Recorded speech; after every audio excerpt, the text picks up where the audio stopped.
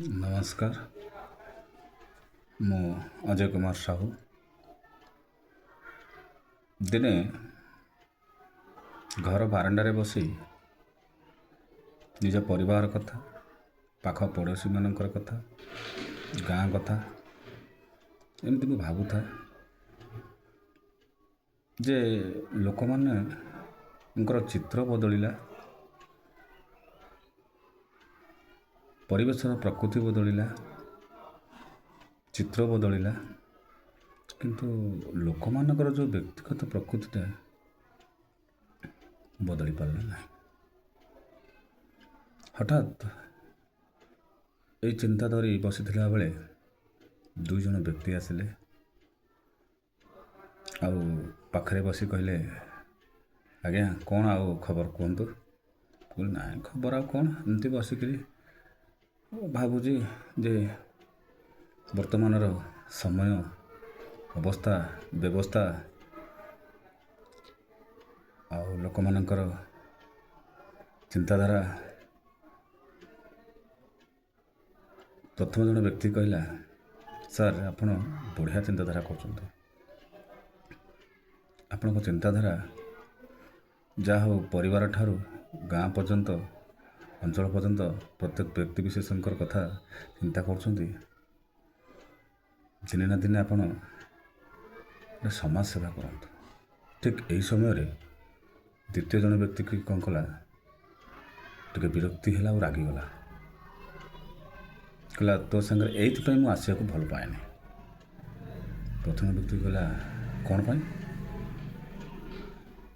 ନା ସମାଜ ସେବା କଥା ତୁ କାହିଁକି କହୁଛୁ? ସମାଜ ସେବା ତମେ, ମୁଁ କି ଆମେମାନେ କେହି କରିପାରିବାନି। ସେଇମାନେ କରିବେ ସମାଜ ସେବା ଯେଉଁମାନେ ବଡ଼ ପଣ୍ଡା। ବଡ଼ ପଣ୍ଡା ଅର୍ଥ ନେତା, ମନ୍ତ୍ରୀ, ବଡ଼ ବଡ଼ିଆ ଲୋକ, ତାଙ୍କ ପାଖରେ ଥିବା ଲୋକ, ସେଇମାନେ ହିଁ କରିପାରିବେ। ମାନେ ପ୍ରଥମ ଜଣେ ବ୍ୟକ୍ତିଟି ପଚାରିଲା, ମାନେ ଆରେ ପଇସା ଥିବା ଦରକାର, କ୍ଷମତା ଥିବା ଦରକାର, ତାହେଲେ ମିଛର ଗୋଟିଏ କୋର୍ସ କରିଥିବା ଦରକାର, ଦେଖେଇ ହେବାର ଗୋଟେ ପ୍ରାକ୍ଟିକାଲ କୋର୍ସ ମଧ୍ୟ ଶିଖିଥିବା ଦରକାର, ତାହେଲେ ତୁମେ ଯାଇ ସମାଜ ସେବା କରିପାରିବ। ତୁମେ ଯେତେ ସମାଜ ସେବା କର, ଲୋକ କହିବେ କ'ଣ ନା ଦେଖେଇ ହେଉଛି। କିନ୍ତୁ ନେତା, ମନ୍ତ୍ରୀ, ବଡ଼ ବଡ଼ ବାବୁମାନେ, ତାଙ୍କ ପାଖ ପାଖରେ ଥିବା ବୁଲକରାମାନେ, ଚାଟୁକାରମାନେ, ସେମାନେ ସମାଜ ସେବା କରିବେ। କାରଣ ସେ ଯେଉଁ କୌଣସି ସାମାଜିକ ସଂଗଠନଟିଏ ଗଢ଼ିବେ, ତାକୁ ସାଙ୍ଗେ ସାଙ୍ଗେ ସରକାରୀ ସ୍ୱୀକୃତି ମିଳିବ, ସରକାରୀ ଅନୁଦାନ ମିଳିବ। କିନ୍ତୁ ଆପଣ ଗାଁ ଗଣ୍ଡା, ସହର, ବସ୍ତି ବାସିନ୍ଦାରେ ରହି ଯଦି ଲୋକମାନଙ୍କର ବିପଦ ଆପଦରେ କିମ୍ବା ମଙ୍ଗଳ ଚିନ୍ତା କରୁଥିବେ, ତାହେଲେ ଆପଣଙ୍କୁ କ୍ଷୀର ଗ୍ଲାସଟେ ଭାବି ଫିଙ୍ଗି ଦେବେ, ମଦକୁ ଆପଣେଇ ନେବେ ଆଉ ଆପଣଙ୍କୁ ମିଛ ସତ କହି ବିଭିନ୍ନ ପ୍ରକାରର ମାଲି ମକଦ୍ଦମାରେ ଜଡ଼ିତ କରିବେ। କାହିଁକି ନା ସେମାନଙ୍କର ଆପଣ ହେଇଯିବେ ବୈରୀ, କଣ୍ଟା। କାରଣ ତାଙ୍କର ଆଉ ପ୍ରଭାବ ରହିବ ନାହିଁ। ତ ପ୍ରଥମ ଜଣେ ବ୍ୟକ୍ତିଟି କହିଲା, କାହିଁକି ତୁ ଏ ପ୍ରକାର ନକାରାତ୍ମକ ଚିନ୍ତାଧାରା କରୁଛୁ? ଏଇଟା କ'ଣ ଠିକ୍ କଥା? ଆରେ ମୁଁ ଭୁଲ କହୁନି। ଦ୍ୱିତୀୟ ଜଣ ବ୍ୟକ୍ତିଟେ କହୁଛି, ମୁଁ ଭୁଲ କହୁନି।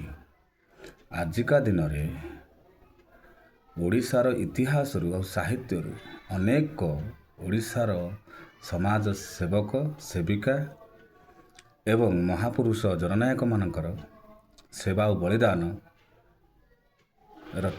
ଚିତ୍ର, କାହାଣୀ, ତାଙ୍କ ପୃଷ୍ଠା ଧୀରେ ଧୀରେ ଲିଭିଗଲାଣି।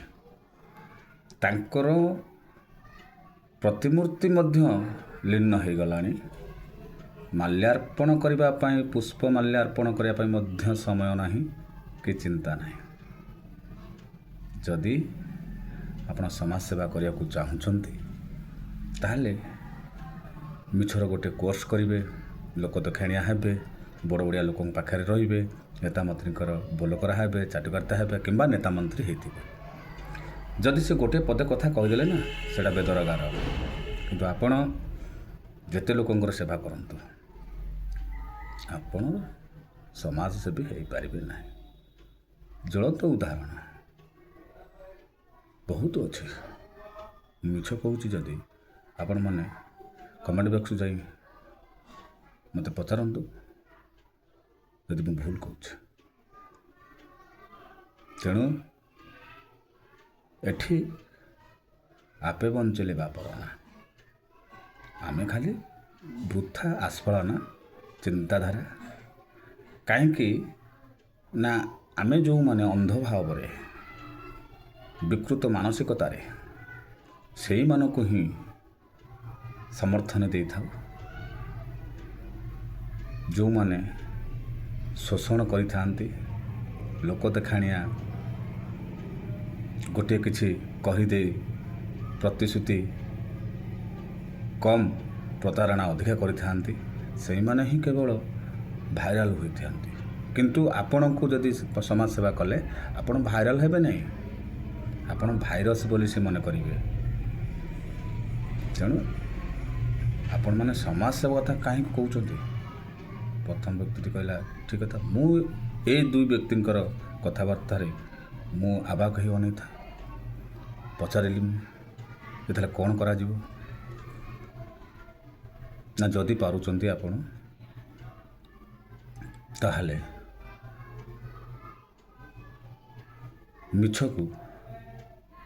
ମିଛ ସହିତ ହଁ ଭରନ୍ତୁ। ଦେଖିଥିବା କଥାକୁ ନ ଦେଖିଲା ଭଳି ରୁହନ୍ତୁ। ଜାଣିଥିବା କଥାକୁ ନ ଜାଣିଲା ଭଳି ପାଟି ବନ୍ଦ କରନ୍ତୁ